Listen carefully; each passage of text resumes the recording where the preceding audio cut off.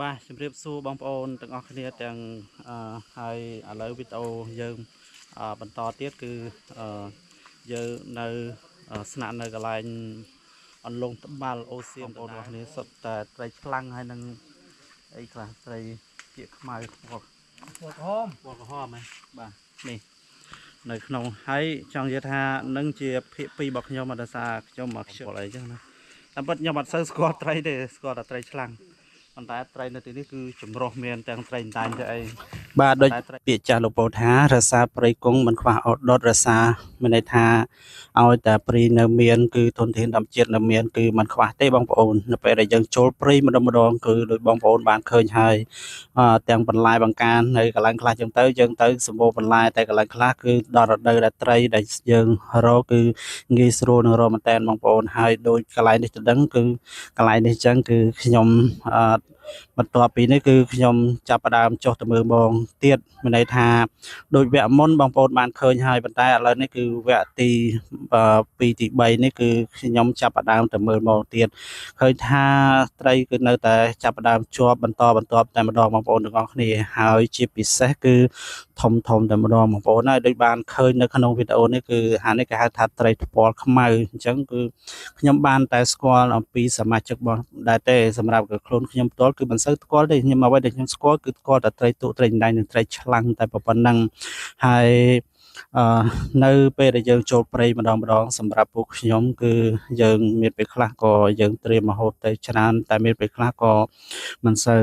បានត្រៀមម្ហូបទេដោយសារតែយើងមានការខ្វះខាតដែរហើយលុយកាក់ខ្វះខាតក្នុងការទិញម្ហូបចូលទៅគឺមិនសូវច្រើនអញ្ចឹងណាបងប្អូនទាំងអស់គ្នាដោយសារតែយើងចូលទៅគឺ3យប់4ថ្ងៃបើយើងទៅក្នុងអូទៅព្រៃហើយគឺយើងមិនស្វះស្វែងរកម្ហូបគឺមិនកើតទេដូចនៅពេលនេះអញ្ចឹងបងប្អូនបានឃើញនៅក្នុងវីដេអូស្នាប់ហើយគឺនៅពេលដែលទៅកន្លែងរួមទៅបណ្ដាញសហគមន៍ព្រៃឡង់ពួកខ្ញុំនេះទៅកន្លែងណាគឺយើងដឹងមានន័យថាបដាក់គោលដៅទៅហើយយើងដឹងថាកន្លែងហ្នឹងមានទឹកមានត្រីមានអីចឹងទៅហើយតំបន់ខ្លះគឺសម្បូរបន្លែចឹងទៅបន្លែដូចជា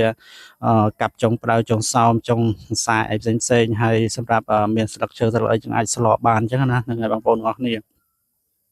ហើយខណៈពេលនេះគឺសម្រាប់បងប្អូនពួកគាត់គឺសម្រាប់អស់ហើយអញ្ចឹងមានអ្នកខ្លះសំតនេះតំណងទាំងទៅសម្រាប់អញ្ចឹងណាប៉ុន្តែសម្រាប់ខ្ញុំគឺខ្ញុំនៅតែសប្បាយក្នុងការចុះក្នុងអូហើយសម្រាប់នៅតែដោះមងម្នាក់ឯង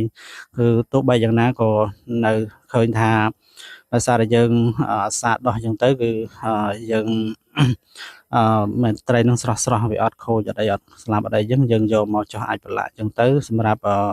យើងទុកបរិភោគនៅបន្តដំណើរទៅមុខទៀតដោយសារតែកន្លែងដែលមានគឺมันមានច្រើនទេបងប្អូនគឺ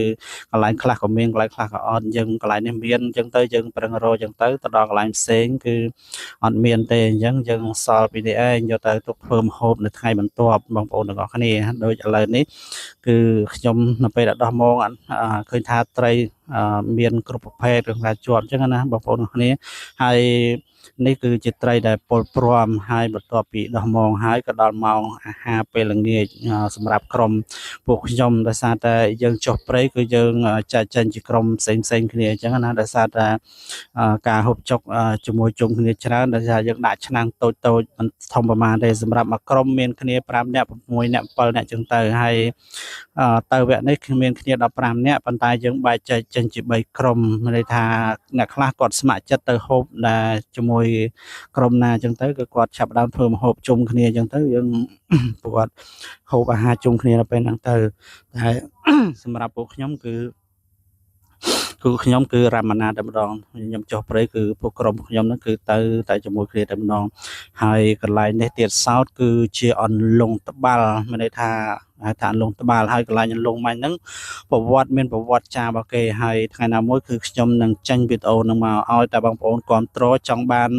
ដឹងប្រវត្តិអំពីកន្លែងនេះគឺខ្ញុំនឹងចេញវីដេអូប្រាប់បងប្អូននៅថ្ងៃណាមួយមិនខានទេហើយខ្ញុំនឹងនិយាយពីប្រវត្តិនៃទីនេះនិងប្រាសាទដែលនៅជិតនឹងតែម្ដងថាហេតុអ្វីបានប្រាសាទនឹងនឹងអន្លង់ត្បាល់នឹងគឺមានប្រវត្តិជាមួយគ្នាក៏បងប្អូនអាចចាំមើលបានសម្រាប់ពេលនេះបងប្អូនអាចរងចាំវីដេអូបន្តទៀតសម្រាប់ខ្ញុំគឺបាយជម្រាបលា